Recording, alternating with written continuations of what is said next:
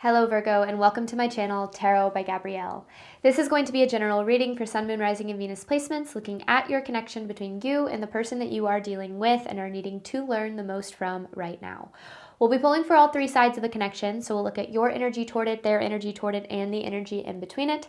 The concept being that there are three sides to every story. So we're looking at your version of the truth, their version of the truth, and this higher level unbiased truth in the middle. This middle section we'll be looking at what is the deeper purpose of the connection and the best way for you to move forward in order to align further with your higher self. Friendly reminder that these are general readings, but they are not here to resonate fully for everyone, and they won't resonate fully for everyone. So do please remember to take what does resonate and helps your personal situation and to leave what does not. On that note, and especially if you are a cross watcher, just know this whole reading can be reversed. If that is the case for you, that is totally fine and totally normal. Again, the point is to take what helps and leave what doesn't. Last thing is that any information on the extended reading, booking a personal reading or coaching session with me, or on my upcoming How to Attract the Love That You Deserve workshop is in the description box below. All right, Virgo, let's go ahead and jump on in. We're going to start with looking at overall energy through oracle cards first. So we're going to look at your energy, their energy, and the energy in between the connection with oracle cards, and then we will dive deeper into the story with tarot as we progress. But let's first start with your side of this connection to the person that you are dealing with and are needing to learn the most from right now.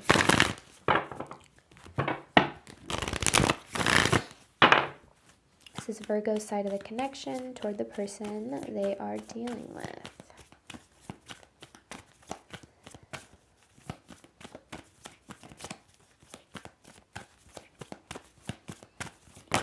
Oof. Detachment, interference, optimism. Oh my goodness, this tells a whole story. From optimism to interference to detachment. I feel like this is a connection that is currently in separation. And I think that, I don't necessarily know if this separation caught you off guard, or took you off guard. I feel like when this connection first connected, you had a lot of, optimism, a lot of hope for where this connection was going to go and how things were going to unfold, but then something got in the way. And whatever got in the way forced you into this detachment. It kind of forced you into having to pull back your energy or force the connection into separation. And I think now you're struggling with maybe closure or understanding what happened. I don't know. Let's see. This person's energy toward you, Virgo.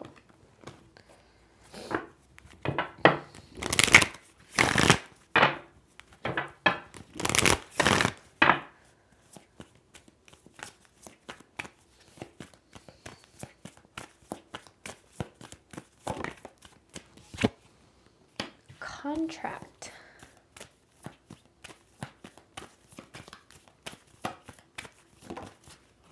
Detachment. Okay.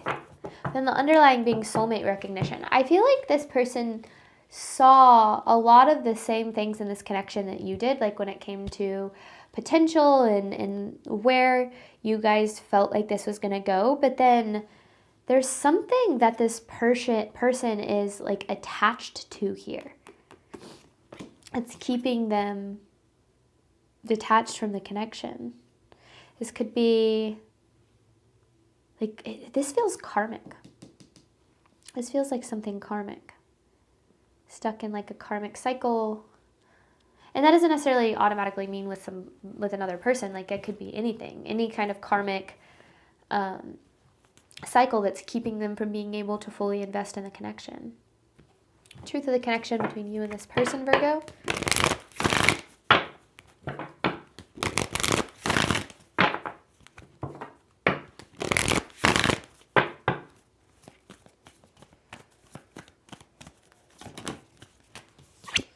Deja vu. So there's a cycle. I feel like you got really switched up on by this person.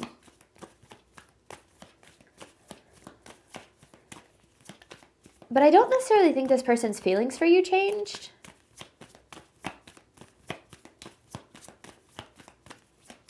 Let me get one more here. Truth of the connection between Virgo and this person.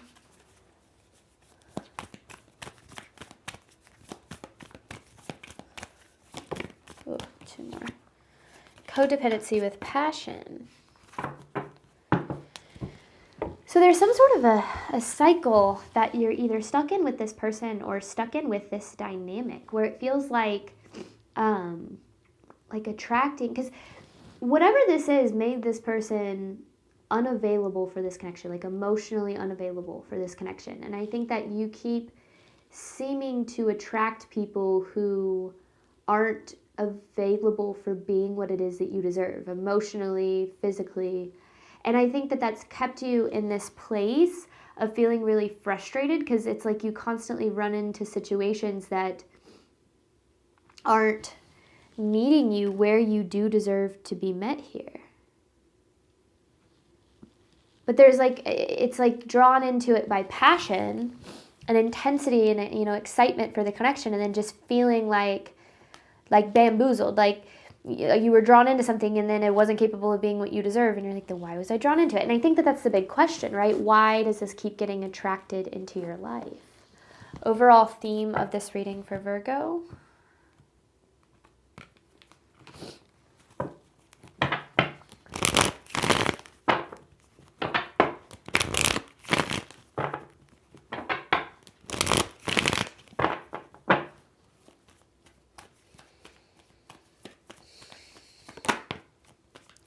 Commitment. It's commitment issues. People who aren't capable of committing to you. Committing to the connection. Wrong time and place. It's it feels like it's always the wrong time and place. Like if it would have, yeah, this is a major cycle. It's never right person, wrong time. I really learned that. If it were the right person, it would be the right time.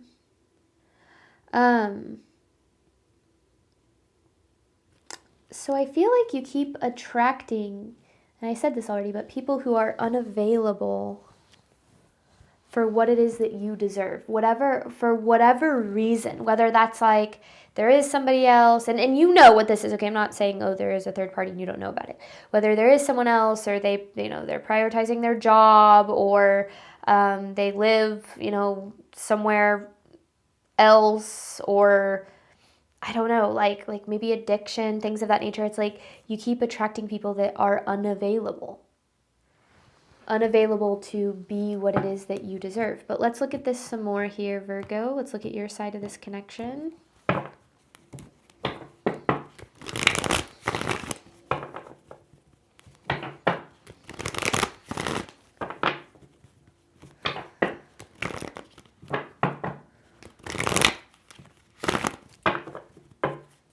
Virgo's energy toward the person they are dealing with. 6 of Cups. So this, I feel like either you've been dealing with this person for a really long time, or you've been dealing with this dynamic, this cycle for a really long time. And I think that it's brought a lot of frustration to your life, because it just feels like you keep meeting people, or like there's one specific person where there's just, it feels like it could be, like it's everything you want it to be, except for the fact that they won't commit. like that's, I feel like you're just constantly missing the commitment and the effort and the, you know, the showing up and choosing you in the way, yeah, because literally 7 of Pentacles on the bottom there, and it's kind of funny, which is all about kind of commitment, investment, things of that nature. And I think that for you, this has been, like I said, kind of a cycle that you've been dealing with for a really long time, where it just feels like no matter what, you're not able to find like your match, your pair. The Emperor with the Empress. I feel like when it came to this person, I feel like you did really see them as your match.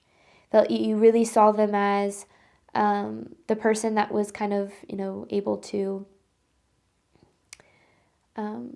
fulfill, you know, that desire in partnership. But I feel as if, and I think it's like, yeah, you keep, and it looks like that in the beginning, and then as time goes on, it's like, oh, you know, there's, you know, you're not what I thought you were, this isn't working out like I thought it was, or you find out they're emotionally unavailable, or like whatever. It just feels like this is such a pattern. Yeah, because with the Knight of Pentacles here, let's get more.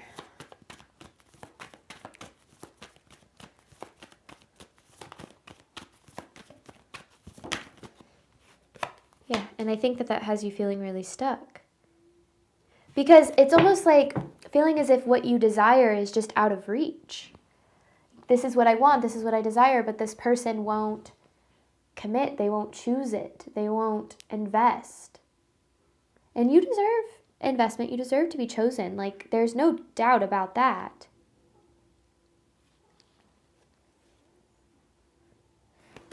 Let me see more here. Ooh. 3 of Pentacles. I feel like you're really just wanting a partner here, Virgo. Someone who shows up, you know, with the same love and energy and commitment and compassion like that you do. And it just feels as if you're really struggling to be met where you meet others. And I think that that has been just a kind of, honestly, kind of a pattern in a lot of different areas of your life. Like maybe not just in like romantic relationships, but maybe in friendships, maybe in familial relationships, like just feeling like you're the one putting in the effort and showing up and trying to make things work, and just feeling as if you're constantly being blocked from getting to receive that. I mean, yeah, this would be really frustrating energy for anybody. All right, let's get more here. Ace of Cups in reverse.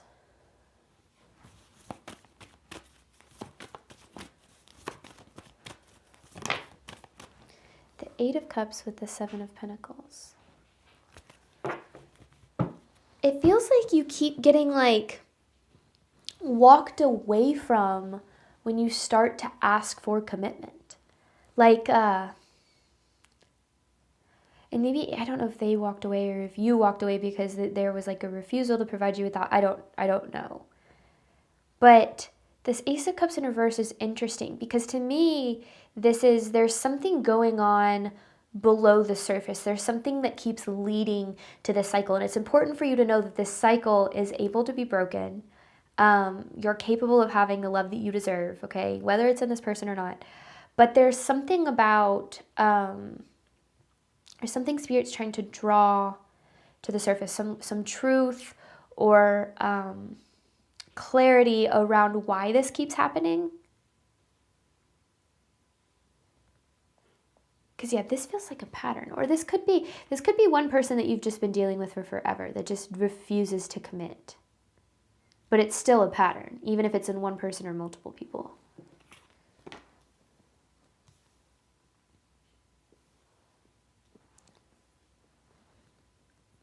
Interesting. Okay. Let's look at this person's energy toward you. So I feel for you, like, it's just really hard because you do feel like you bring a lot to relationships, but it's just not being valued. It's not being chosen. And that has you wondering, like, is it not enough? Or, why does it never seem to be enough? But I think that's a natural way for anybody to feel, right? Or am I ever going to find someone that's capable of meeting me where I deserve to be met? Like, it just feels like you keep attracting misalignment in some way. You obviously don't mean to. Like, I'm not saying you're doing it intentionally or anything like that. But yeah, there's something that's, and I think, let's just see. This person's energy toward you.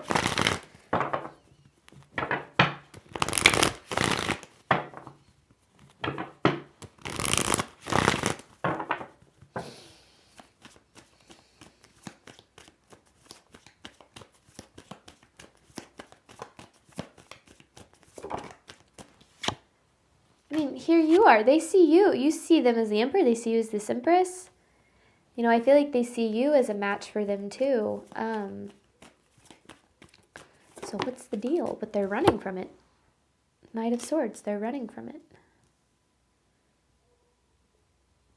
They're running from it. They're pushing away the opportunity. This has nothing to do with how they feel about you. Oh, 10 of Wands, Strength in reverse. 2 of Pentacles in reverse with the 7 of Swords. And then the 2 of Swords on the bottom. The best way that I can describe this is it's like this person is making a lot of the wrong choices. But they they really don't make decisions that align with their feelings or their desires. They make decisions that align with, well, their ego. And I think that that's what this contract card is about. Ego isn't, its primary goal is survival. It makes decisions to keep us in spaces that align with what we're used to. And if we're used to a certain type of love, we're always going to choose that, even if it means not choosing the love that we deserve. Or if we're used to not having the love that we deserve, we might always choose to be alone or push away the love that we deserve, even though we deeply desire it. And that's a lot of what's happening here. It feels like this person is making decisions to choose what they're familiar with, to choose what they're used to, which is, well, certainly not what they feel in this connection. Because I think that, again, they see you as this Empress here, but they're pushing it away. And not, this is Two of Pentacles in reverse. It's like their priorities are completely imbalanced here.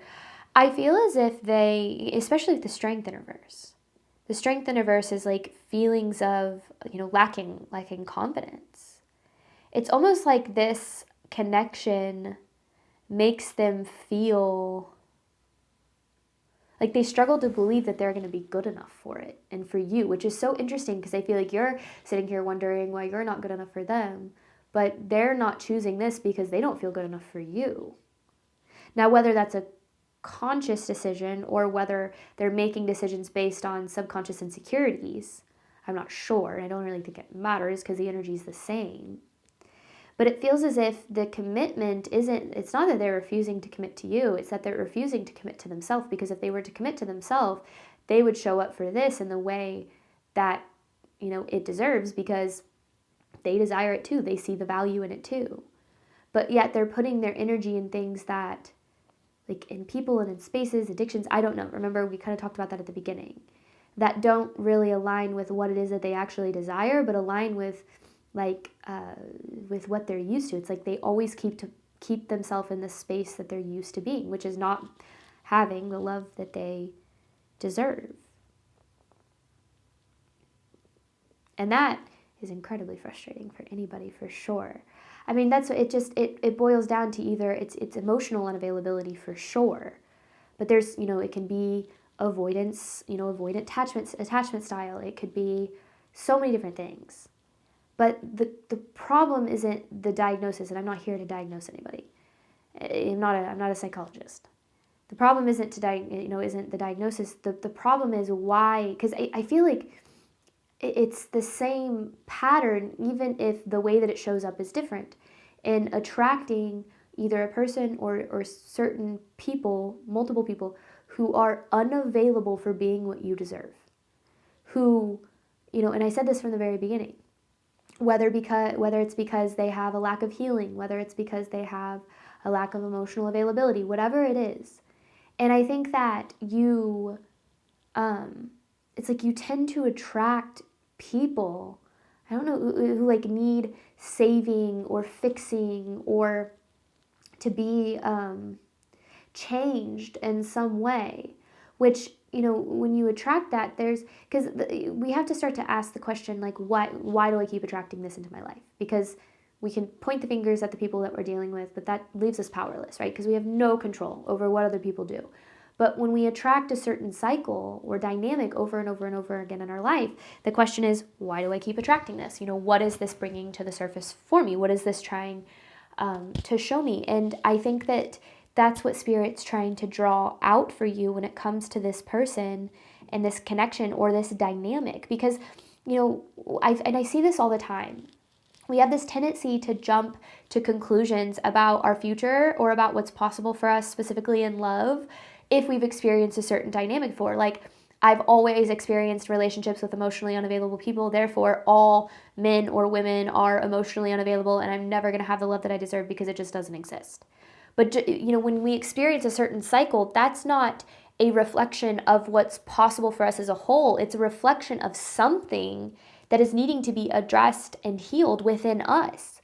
Because at the end of the day, we attract the love that we believe that we deserve and are capable of having. And until we look at, what pattern is leading us into a cycle with people who aren't capable of meeting us where we deserve to be met, we're going to find ourselves back in that cycle continuously. So I feel like there is a deeper reason that you and this person connected, and I think that that's to help bring your attention to the cycle. You might not choose to do that, but that's just going to keep you in attracting the same type of cycle, because you deserve people who are available to love you in the way that you deserve. And there are people out there who are available to love you for who you are and in the way that you deserve. And I think that, but I just kind of feel like your life has kind of shown you otherwise, which has you really doubting that that's possible. But yeah, if we're looking at this person's energy, I mean, they see you as this Empress, you see them, as the Emperor. You guys kind of see each other as having that potential and being able to, build something. But then the decisions that this person is making is straight up just not allowing for that. So it's almost as if they're not choosing you and even giving this connection an opportunity to grow, because they believe that either they're going to mess it up, or that it's going to fail, or they're going to get hurt. So it's like, I would rather, push it away, run from it, and, stick to what I'm used to, which is either being alone or surface level connections or, self-sabotage or whatever. And that's going to have to be addressed. This person's going to have to address that wounded driven pattern before they're going to be able to show up in any kind of a healthy way. So their behavior doesn't really have anything to do with what they feel about you. I do feel like there's this feeling of rejection here, maybe. But yeah, I feel like it's not rejection of you. It's ultimately rejection of themselves, because it's like, I'm not going to give myself an opportunity to experience the love that I deserve because I don't think I'm good enough for it. It's not that they're saying, I don't think you're good enough for it. It's that they don't think they're good enough for it, good enough to commit. I mean, that's where commitment issues come from anyway. Commitment issues come from a lack of self-trust. A lot of times it can be framed as like trust in others, but it's, the belief that you're going to get hurt or left or whatever. And at the end of the day, it's, I don't trust myself to make healthy decisions in love, to choose people who are going to, treat me the way that I deserve. So I feel like this person has a lot of things from their past that they're really holding on to, that they haven't addressed, and that keeps leading them into some sort of cycle or decision that doesn't actually align with what they deserve and desire, which is this connection. So with this, you have codependency and deja vu. There is some sort of a cycle here that we talked about the cycle so much in this reading, that you're needing to break out of so that you can have the love that you deserve. And I think that that's what Spirit's trying to draw your attention to the most, so that you can set yourself free.